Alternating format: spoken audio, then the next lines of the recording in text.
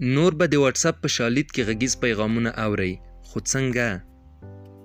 د نړۍ په کچه د پیغام رسولو تر ټولو مشهور اپلیکیشن واتس اپ د خپل کاروونکو لپاره یوه داسې ځانګړنه رامنځته کوي چې په شالید یا بیک ګراوند کې به غږیز پیغامونه واوري. واتس اپ د خپل ډیسکټاپ بیټا کارکوونکو لپاره د ګلوبل وایس نوټ پلیر په نوم یو ځانګړنه اضافه کړې چې په مرسته یې کارکوونکو ته اجازه ورکوي چې په شالید کې غږیز پیغامونه واوري.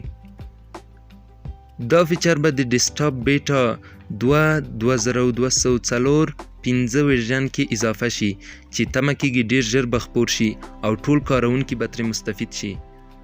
تر دا مهاله واتس اپ اجازه نه ورکوله چې غږیز پیغامونه په شالید یا بیک ګراوند کې وغږول شي، خو د دې ځانګړنې پر مرسته به کاروونکي وکولای شي چې په بیک ګراوند کې غږیز پیغامونه واوري او هم له نورو سره چټ وکړي.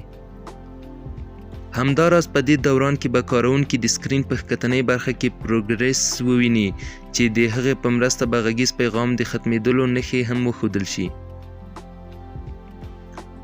ډیره مننه چې د دې ویډیو تر پای پورې مو زموږ ملتیا وکړه. که مو له داسې ډول ویډیوګانو سره مینه وي نو زموږ یوټیوب چینل در سره سبسکرایب کړئ، د زنګ بټن فالو کړئ ترڅو زموږ له نوي ویډیوګانو څخه خبر شئ. تر بلې ویډیو پورې مو په لوی او بخښونکي خدای سپارم. پاتې ورځ مو نیکمرغه. د الله په امان.